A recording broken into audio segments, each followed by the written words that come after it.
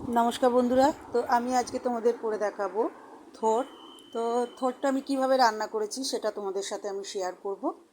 তো থোড় যদি তোমরা এইভাবে রান্না করে খাও দেখবে অনেক ভালো লাগবে। তো আমি প্রথমে দিয়ে দিলাম কড়াতে তেল, আর এর মধ্যে দিয়ে দিলাম কিছুটা বাদাম। তো আমি একটু বাদামটা ভেজে নেব। থোড়টা আমি নিরামিষই করব, পেঁয়াজ রসুন ছাড়াই আমি থোড়টা রান্না করব।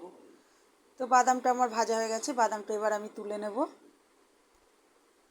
তো বন্ধুরা, তোমরা এরকম নিরামিষভাবে অনেকে মাছ দিয়েও করে, তো এরকম নিরামিষ করে অবশ্যই একবার করে দেখবে।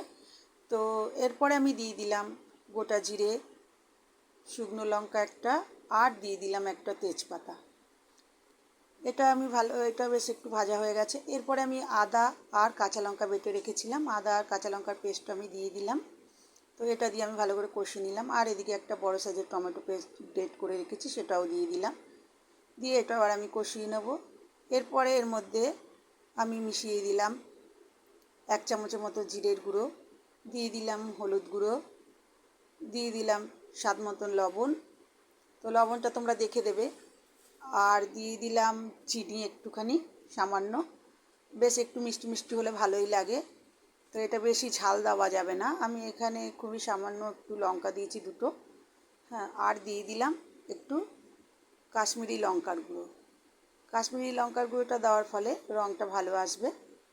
আর তোমরা লবণটাও বুঝে দেবে, কেন যখন থোড়টা আমি এখানে থোড়ে লবণ আর হলুদ দিয়ে সেদ্ধ করেছি, তাই লবণটা তোমরা দেখেই দেবে। তো আমার থোড়টা সেদ্ধ হয়ে গেছে, এটা আমি প্রেসারে সেদ্ধ করে জল ঝরিয়ে একটুখানি হাত দিয়ে চটকে নিয়েছি। তারপরে এবার এটা ভালো করে নাড়িয়ে নেব। এটা এবার একটু ভালো করে মশলা দিয়ে কষিয়ে কষিয়ে রান্না করে নেব।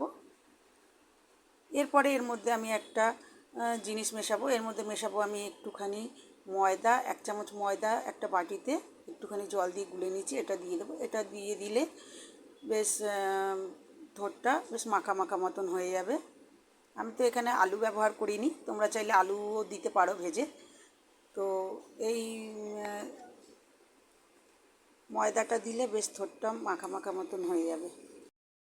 এবার ওপর দিয়ে দিলাম ভাজা বাদামটা, আর দিয়ে দিলাম গরম মশলার গুঁড়ো, আর দিয়ে দেবো এখানে সামান্য একটু ঘি। যেহেতু নিরামিষ, তো ঘি আর গরম মশলার গন্ধটা খুব ভালো লাগবে এই থোড়ে। তো দেখো আমার থোড়টা রান্না হয়ে গেছে, আর ওই 1 চামচ ময়দাগুলো দেওয়াতে থোড়টা বেশ মাখা মাখা মতন হয়ে গেছে। তো বন্ধুরা, আমার রেসিপিটা যদি তোমাদের ভালো লাগে লাইক শেয়ার কমেন্ট করবে, আর আমার পাশে থাকবে। তো সবাই ভালো থাকো, সুস্থ থাকো।